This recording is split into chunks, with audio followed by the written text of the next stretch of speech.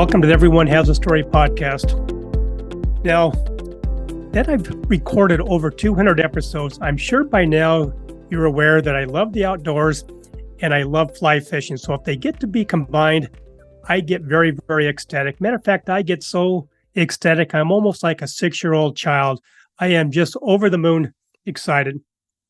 So anyway, with that in mind, I get invited to join 4 other guys, and we're going to hike down the Grand Canyon to Bright Angel Creek, and we're going to spend 3 nights down there, and we're going to fly fish in the morning and the afternoon, and then we're going to do day hikes during the day.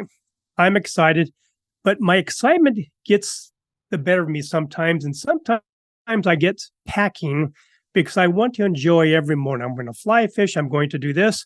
I'm going to imbibe in a little bit of beverages down at the bottom with my buddies. We're going to tell a lot of lies to each other. We're going to look at the stars, but we're just going to have a good time. Just be 5 guys enjoying each other's company. So with that in mind, I'm packing. And like I said, I get excited. So before you know it, my backpack is somewhere between 65 and 70 pounds. And it's about a 12-mile hike from the top of the rim down to Bright Angel Creek. So we're hiking. I'm feeling good. We're going downhill, so it's a little bit, tough on the shoulders and back. So we get about 2/3 the way down, and when the guy says, let's stop and take a break. So everybody, like they should, they all kind of found themselves up against the inner wall, but I needed to really get my pack off my back. So I find this nice, long, flat rock. So I sit down on the one edge of it, but, down behind me is the opened end. It's a ledge. So I'm sitting back and I'm leaning back because I knew this rock I thought was long enough to catch my backpack. I'm going to take a little bit of strain off my shoulders. I'm leaning back. Sure enough, I'm now teetering on this rock and I'm fighting like heck. I get my core involved. I get everything engaged. I get myself back, and I had my sunglasses on, but I'm sure the panic in my face was like, this guy's going over. And one of the guys I'm hiking with is my brother-in-law, Bob. And he's standing straight across from me. He sees me struggling. He sees me get my balance. He probably sees the sweat now coming even faster off my forehead. And he says, did you almost go over? Yeah. I said, yes. Thanks a lot for all the help. He doesn't say a word, which is not, abnormal for Bob. He gets over, he looks down, he looks back at me, looks down, he goes, oh my God, that would have been a very, very far and very hard fall with all those big rocks down at the bottom. I looked down, I'm thinking, oh my God, that could have been serious. And I said, thanks again for all the help. He goes, no problem, but if that happens again, if you do go over, just turtle up. I'm thinking, that's your advice, just turtle up? Thanks a lot, buddy. So anyway, I tell the story because I've had a lot of conversation with Tamara, my guest speaker today, and we've talked about, and how we really connected was her article about what's in your backpack. And of course, the first thing that came to my mind was the story. But I know I'm not a coach, but as a consultant, I see a lot of people who carry from time to time too much baggage. And I'm not talking what's in your closet, what's in your drawers, what's in your, your garage. I'm talking about the baggage in between your ears. And sometimes we can get ourselves so caught up with our past that we can't really enjoy today, and we can't really even think about the future. And if we do, it's really almost stressful because we're so caught up with all that extra crap in our head. And that's what we're going to talk about today. And we're really going to explore what you should have in your backpack. And I'm not talking when you go down the bottom of the Grand Canyon like me, but we're going to talk about your day-to-day living. So with that being said, let me introduce you to Tamara Childs. Tamara, thank you for joining me. Roger, it's great to be here. And I have to tell you, you had me on the edge of my seat with that story because I am scared of heights. And so I was like literally picturing the ledge and the glasses. And yeah, it sounds like it was fun to be teased about that. Oh, yeah. And every time I see my brother-in-law, he knows somewhere in the conversation over the time that we're going to be together, if it's for a day or for a weekend, whatever, I'll always remind him of how much of a help he was. And all he could advise me was to turtle up. I'm thinking, yes. What kind of advice is that, right? Well, I have never heard that. Well, and hopefully you'll never have to ever again, but at least you have that image in your head. Okay, so you're an intuitive coach and consultant. You're an author of Soul Alchemy. What a great book you shared with 11 other writers. But I'm sure that as an intuitive coach, you've never told your client to just turtle up.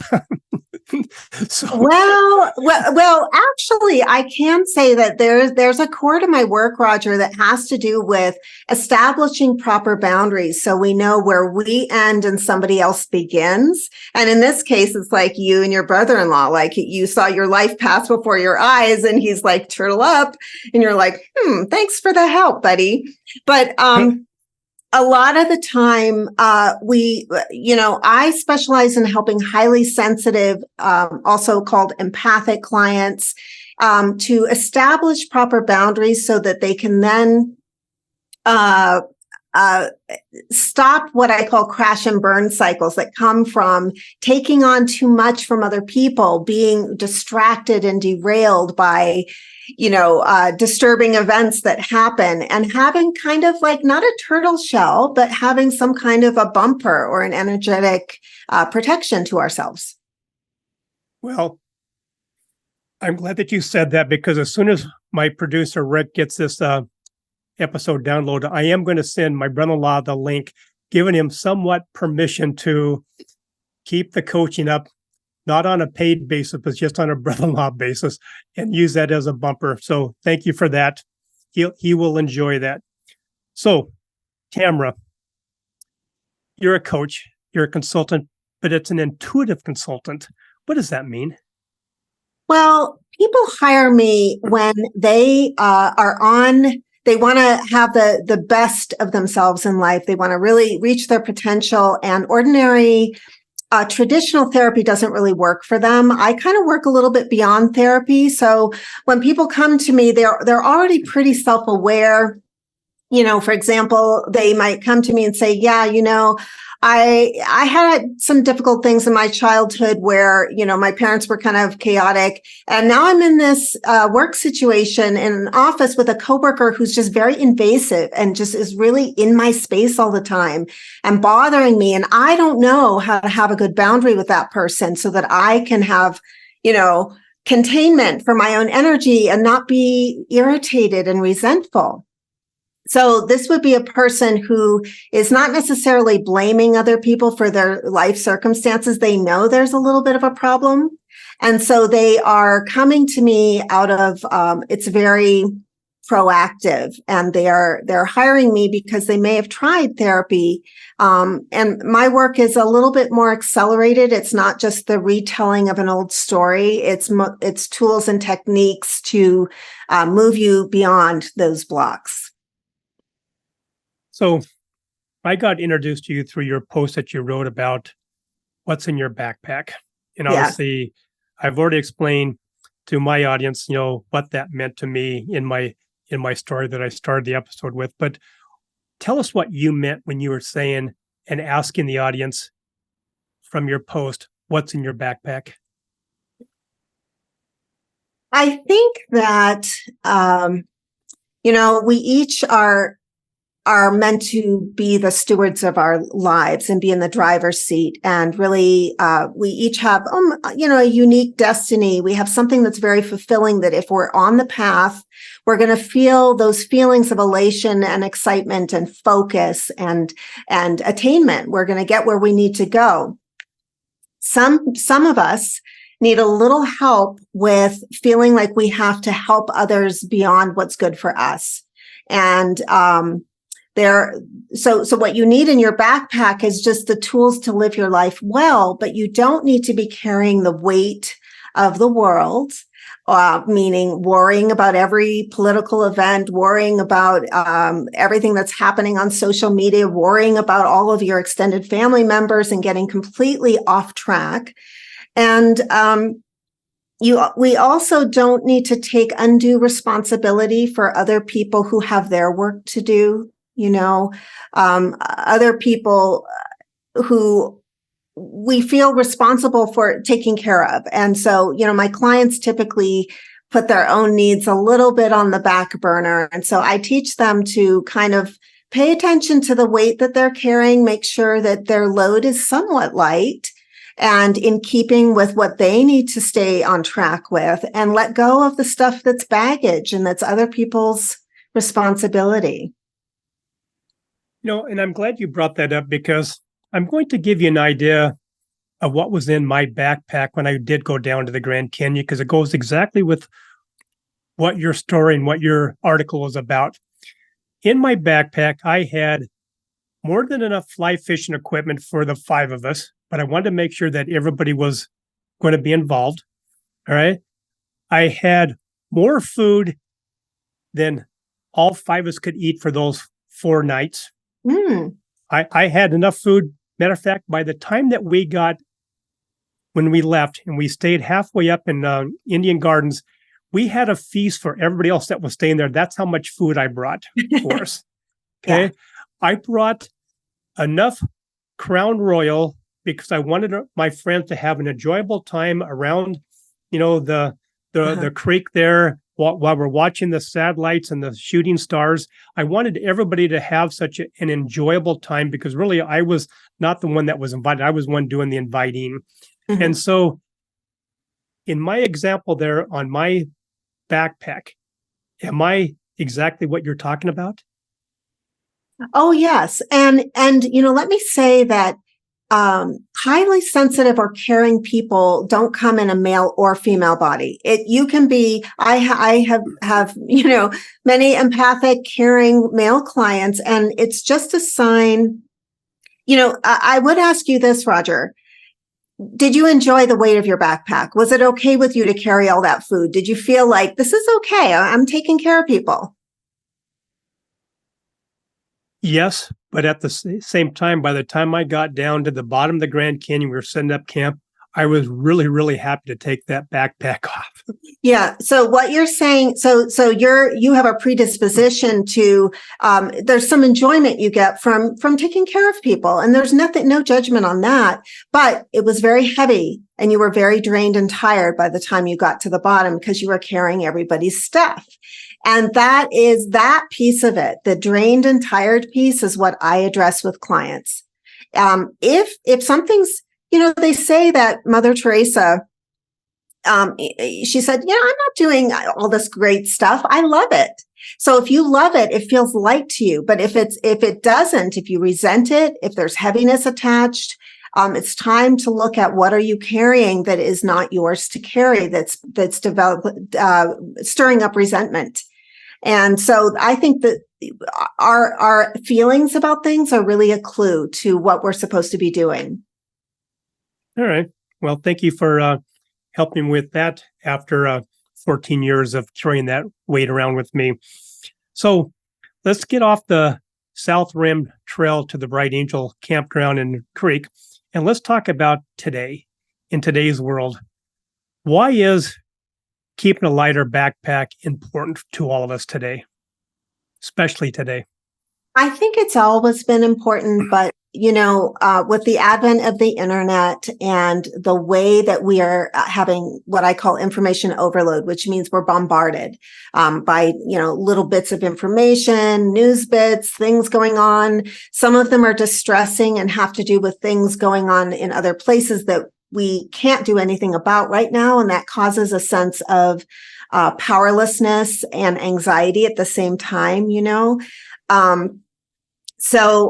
and I think people are busier than ever in kind of a busy work kind of way, where they're almost like, I have all these to-do lists. And so I think, and also I feel like post-pandemic, there's been there's the Great Resignation, as you know, and there's this shifting happening in the job environment where people are like, I have to really reevaluate what brings me joy and brings me alive right now, because I don't want to waste all the years of my life doing things that are heavy for me, like the backpack is too heavy. So it's getting people into these pivots. And I think there's no time like now for people to start to prioritize self-care and prioritize exactly what they want their lives to be, and just get really clear that they're not, going to medical school because their dad wanted it, or they're not going to medical school because their dad doesn't want them to do it, but really sort of following their calling, if you will. And I'm not saying that people need to be extremely self-centered, but we do live in that kind of a society now where people are trying to figure out, what do I want? Where am I best serving? What are my talents and abilities? Where should I really be doing things? Because a sense of resentment and overload is, it's just a symptom that we're putting too much in our backpack and we're not paying attention. Does that make sense? Absolutely. So let's stay with that scenario with the business community in the organizations, in the teams. What are some of let's start with the positive. I always like starting with the positive.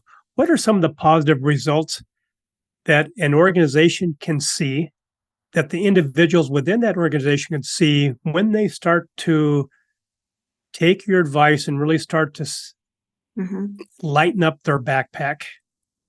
Yeah, and what I was saying about that is that people have to do the work on themselves to understand where they belong and what they're going for. And once they understand, like, I'm wired, what lights me up is writing, but I don't want to do data entry because that's not using all of my gifts and talents.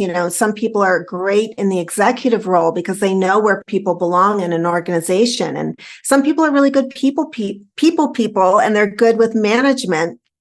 They can get along with people. They know how to make people feel good about themselves. And so I think that the starting thing is, I think happy people create a happy organization. I really do. And I don't know that we get that yet, in the US. Maybe there are other places, maybe some places do, but I think generally speaking, there are people who have jobs that they're not suited to, or that they feel the company doesn't care about them, and the company maybe doesn't, and then they don't care about the company. And I'd love to see things a little more elevated. Yep. Now, I truly believe that there's always a sense of balance. So there's always going to be some good, positive results, but there's always going to be some downside. As an intuitive consultant, and you're helping this organization and their employees, the team members, start to lighten their backpack. What are some of the downsizes to that? A downside to it. I don't know. In the world we're moving into, is there really a downside to people really being tuned into what they do well and being excited about it? I mean, that's a separate issue from commitment. I mean, I think commitment is a big problem, like, retaining employees and that sort of thing, but that's also a happiness issue. And so, in an ideal world, I think that if we're raising kids to follow what they really want to do, and then we've got young adults and midlife adults, and everyone's doing what they do well and enjoy, I'm not sure if there's really a downside to that. I think actually it would really increase a lot of productivity and have better workplace relationships. But you can challenge me on that. Can you think of a downside? Well, and I love your spirit. I absolutely, and that's one of the reasons I wanted you on this podcast, because you do bring such a positive outlook to everything.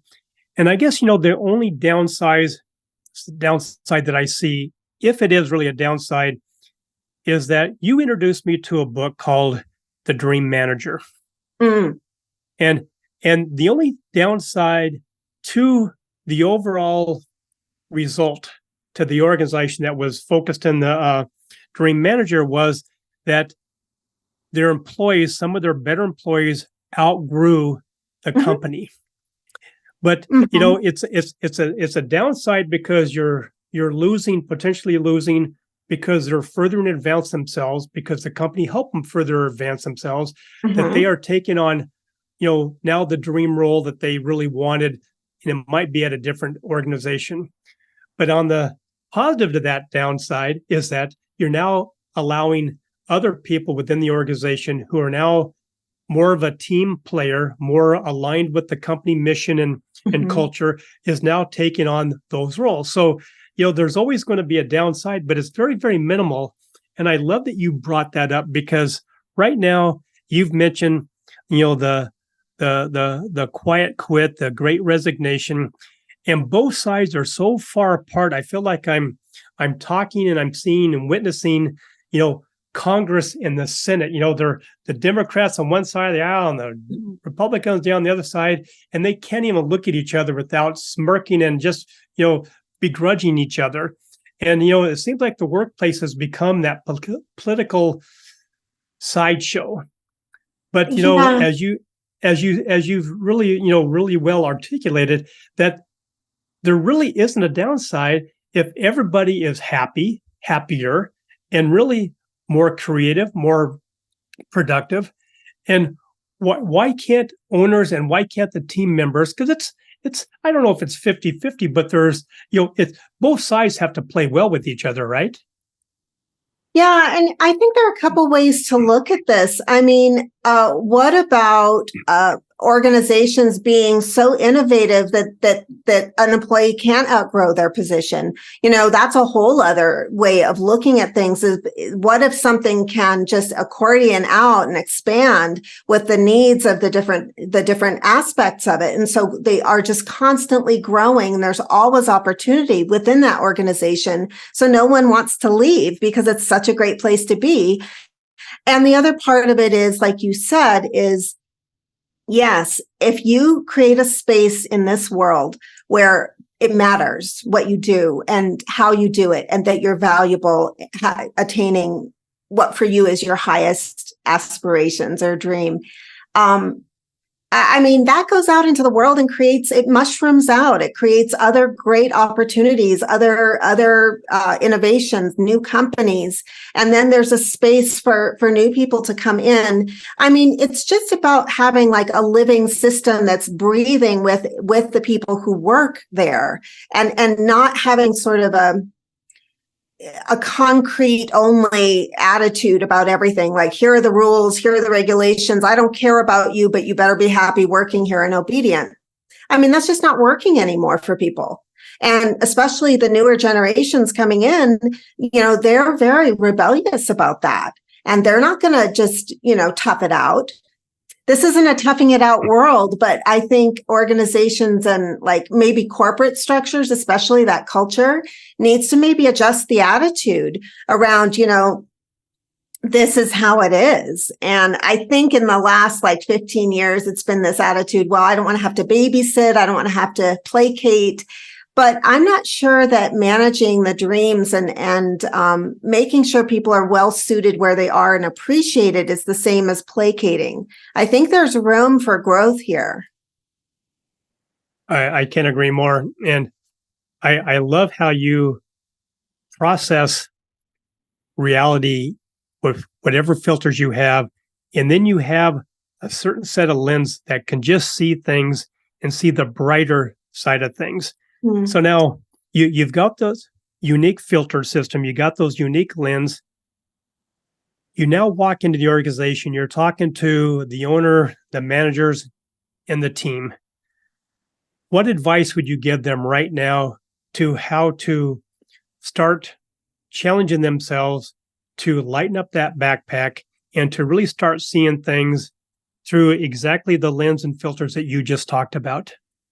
I think it's worth it for companies to invest in what I would call a play space, or, not just rewarding employees through like a holiday picnic or something, but actually having like a monthly play shop or a space that's dedicated to people learning about themselves, learning about other people in their company, liking each other and figuring out like, how am I different? I think that companies are using like different tools for psychology, like it's going out of my mind right now, the Myers-Briggs personality test, where people find out, oh, I'm an introvert. This is why I don't like to talk over coffee or be friends with everybody in the office. I just really like to focus on my stuff and get it done. And I have high standards for that because introverts are very detail conscious. And then the extroverts, whatever composition a person has in their personality, just creating a space for understanding other people would solve so many problems in this world, including in the microcosm of a company, because a company is just a little bubble of people in a world of many people where people just don't understand each other and they judge each other. So I think a lot could be done experimentally by allowing, to have it's not typical, I don't think, to have like a counselor that's on staff at a company, but they should have somebody that helps people understand themselves better and therefore understand others. And that sense of community and caring is you can't underestimate it, because that's the problem in companies is people aren't caring. And being creative, the other thing that I really admire about you is that this world right now is inundated with workshops, both live workshops and virtual workshops. And instead of doing workshops per se, you do play shops.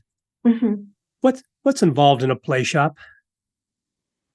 Well, when I do a play shop, I have kind of a loose structure. So I have a few activities I like to take people through that give them these ahas and this look on their face like, oh, I didn't know that about myself. No wonder, so it answers questions about like what kind of psychological cycle they're in, what they really need to do next, and how that fits in with the entire, maybe with coworkers or their husband or their wife or something. And I incorporate some doodling, like drawing and doodling. You don't have to be a good artist to do it, but it's just, I want people to have, and there's some meditation guided imagery that I take people through that help them get a result of understanding something about themselves. So, I call it a play shop just to be playful, because I don't want people to work hard. I want them to come out feeling refreshed and rejuvenated and revived and not drained and not tired and exhausted and like they need a vacation. So it's like a little mini vacation. It's fun. It's not like they have to cram for a test. It's nothing like that. It's really for their because again, each person is their own enthusiasm level. And when your tank gets low and your pilot light gets low, you've got to figure that out. And sometimes it's hard to do that through a 40-hour or 60-hour week. How do you get that sense of, if there's some little things taking your energy down, you've got to find some way of taking care of yourself. And this is just a way I like to do. Well, I've put on many workshops, and I do know that when the individuals start to walk into the room where the workshop is going to be, you can see some cases mile-high barriers already put in place between me and them. And just the idea and the name behind Play Shop, it sounds fun, it sounds engaging, it sounds interactive, it sounds, to where it's a safe place to just go be yourself for whatever time that you're putting this on. And I just love that creativity. So, Tamara, I can't thank you enough. This has been really a fun highlight for me. Leave us with one little piece of additional inspiration to say goodbye on. Additional inspiration. Oh my goodness.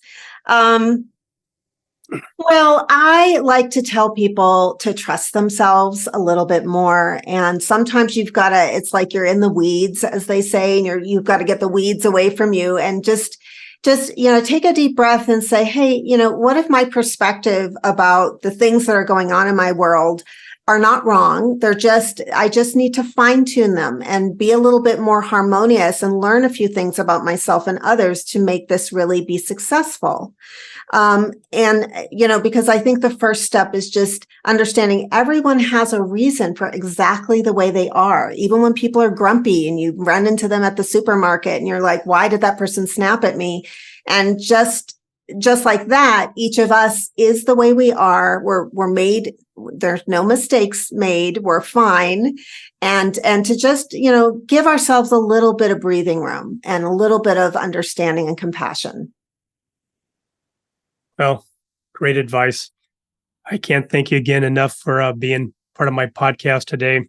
And if someone wants to reach out and get in touch with you, how can they get in contact with you? Oh, thank you so much, Roger. This is such a pleasure. I'm easy to reach at tamarachilds.com or support at Tamara Childs Consulting. I'm on Facebook. I'm on LinkedIn. It's pretty easy to just send me a message. I'm very approachable. Well, this has been really just a pure joy. So thank you very much. And I'm always glad to tell my Grand Canyon story where my brother-in-law gets to tell me to turtle up, and he's going to enjoy receiving this download. So thank you very much. Thank you. My podcast wouldn't be the same if it wasn't for my sponsors and my great supporters. So let me take this opportunity to thank each and every one of them. First of all, I want to thank Rebecca at Custom Bookkeeping and Accounting, delivering trustworthy bookkeeping services since 2003. Dave and Dara at Virtues Matter, making this world a much happier place to be with their Virtues Card apps, coaching, and workshops. Stephen at Buller Accounting, giving business owners depth and insight to their numbers. Eric and his team at Ivy Cat Web Design, the real superheroes of web development and design. Jennifer and Jean at the Seavers Real Estate Team, serving Pierce and Kitsap counties with their home buying and selling needs. Maury at the Maury Method, the world's only brainwave entrainment engineer, helping everyone have more clarity, less stress, and overall better brain health. Priya at Pivot My Profit, helping individuals and businesses have better control of their finances and more money at the end of their day. Melissa at the Soul Vibe Energy High, the queen of the aha moments, helping individuals find those holes in their cups, repair the hole, and gain back their positive energy. And finally, Rick at West Sound Recording. You talk, they do all the rest. Thank you, Rick, for all your efforts with the production and editing of my podcast.